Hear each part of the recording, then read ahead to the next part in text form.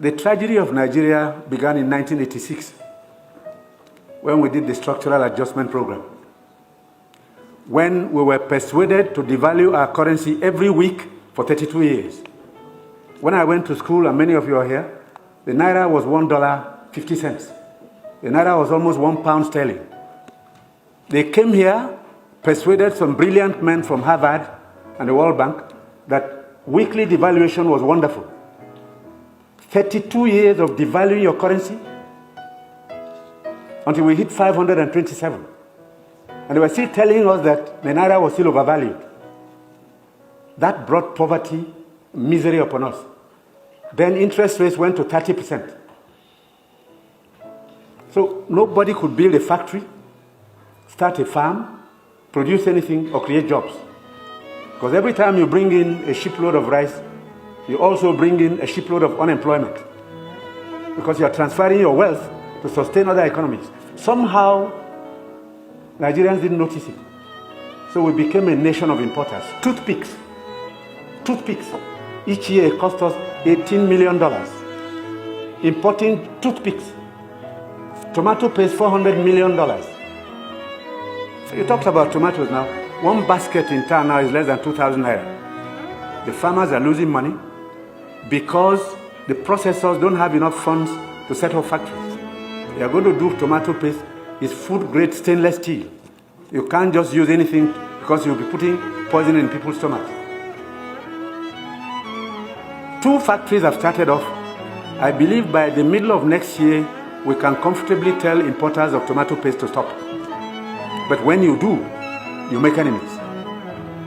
Even the rice we're trying to reduce, we have enemies, heavy enemies, people who can kill if they have a chance, because you're spoiling their business. And let nobody take it lightly. These guys have seized this country's economy, they've taken us hostage, and they have no intention of giving up. Because this is a huge market, a very sweet market, and they have taken control. And I'm saying it because I have been in this business for 41 years and I can tell you some history. Abdullah Adamu is here.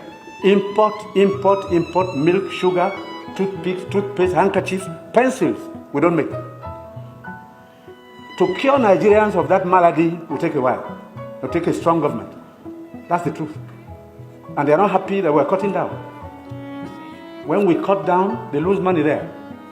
So you see all sorts of publications. We're telling lies. We're not growing rice. We're trying to demoralize the local farmers and make sure that the economy fails. That's the story of imports. Now, I read a story recently in the newspapers. The French ambassador, the champagne ambassador in Nigeria, gave an article to The Guardian. He said Nigerians love life. We're the biggest consumers of champagne on planet Earth, more than the French who make it. There are parties you attend in some places where they only drink champagne. Of course, the individual is free to spend his money, but his money comes from Nigeria's commonwealth. So on imports, it will take a while for us to get used to local goods and accept that we should consume what we produce and produce what we want to consume.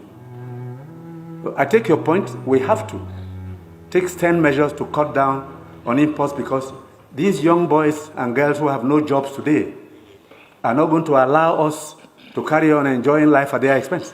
They need jobs. They need jobs. They are children. They've graduated, they've come back home to begin a second childhood because there's no factory to employ them. And the ministries can't take any more. But somebody is making sure you fail when you want to produce at home.